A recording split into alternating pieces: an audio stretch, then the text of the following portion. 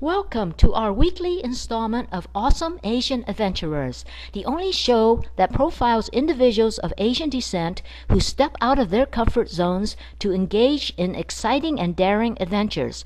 Today's segment is entitled Thailand or Bust and features 9 courageous people who recently returned from an incredible journey to Thailand.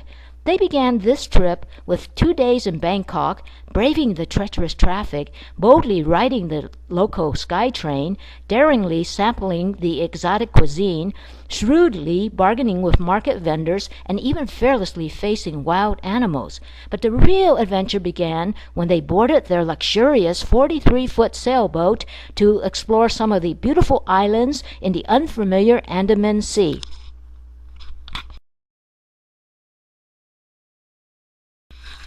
Let's begin with Wendy.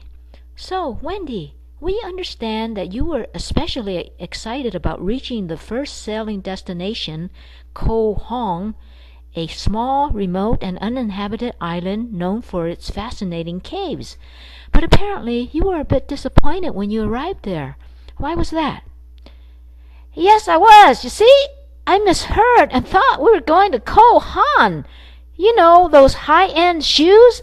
I thought with all that practice in the Bangkok weekend and night markets, I was getting really good at bargaining so we'd be able to get a super deal on some Koh Han shoes. Oh, well. Let's move on to Evelyn. Evelyn, it appears that you had some reservations about this trip. You were quite worried about the sailing due to your extreme susceptibility to motion sickness. Plus, you did not particularly enjoy sailing based on your previous experiences.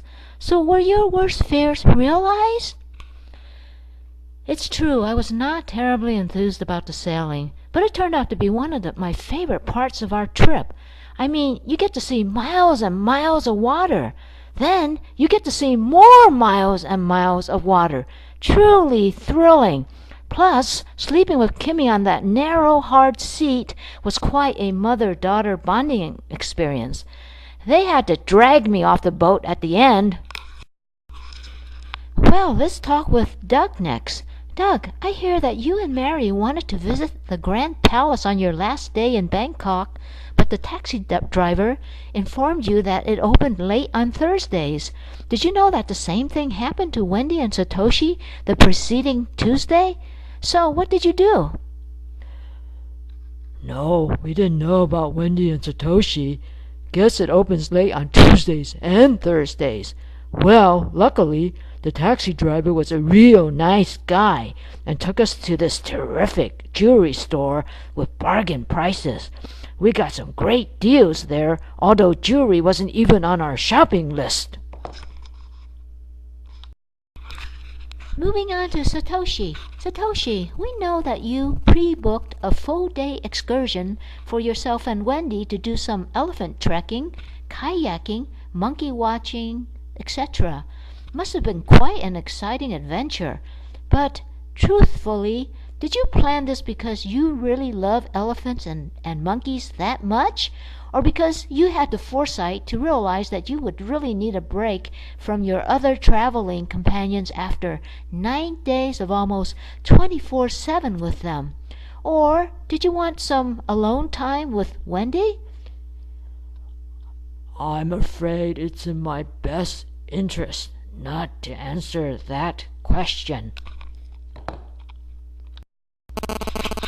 Let's talk with Brenda next. Well, Brenda, you were part of the crew and apparently quite helpful with the actual sailing. You are an inspiration to Asian women everywhere. We heard about an exciting incident during the final leg of the sailing that you were instrumental in initiating. Can you tell us about this episode? Oh, yes. As much as I enjoy just cruising along in the water, I do like a little more excitement sometimes. I was at the helm, steering the boat, getting a little bored, so decided to test out a new maneuver, a 360-degree turn. Boy, was it exhilarating, and got everyone's adrenaline going. Next trip, I may attempt a wheelie. Now the captain himself. So, Warren, you planned most of this excursion.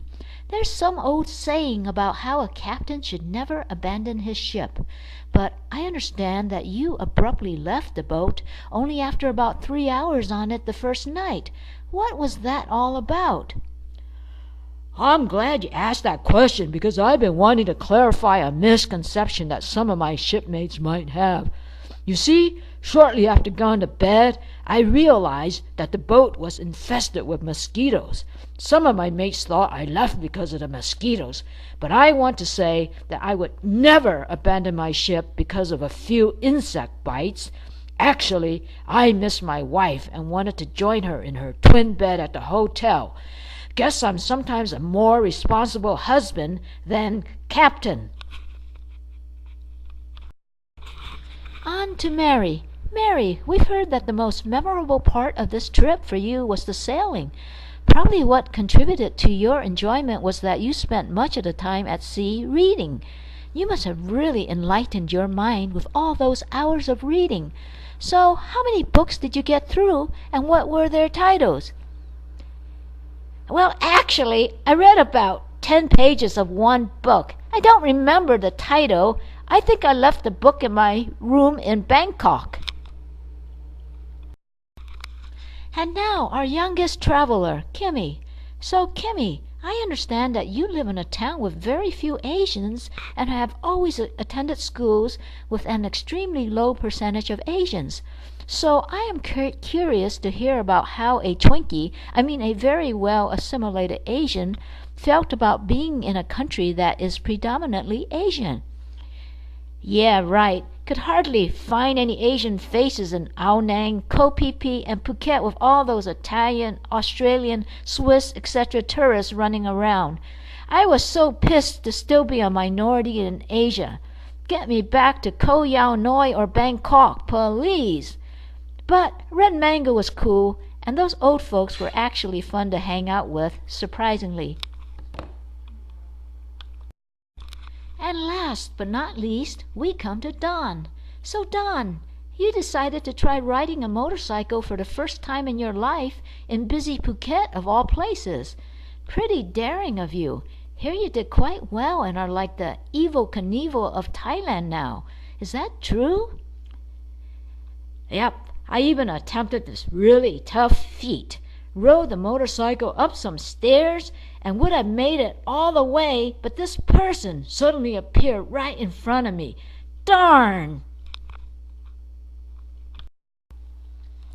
Well, thank you all for your insightful comments.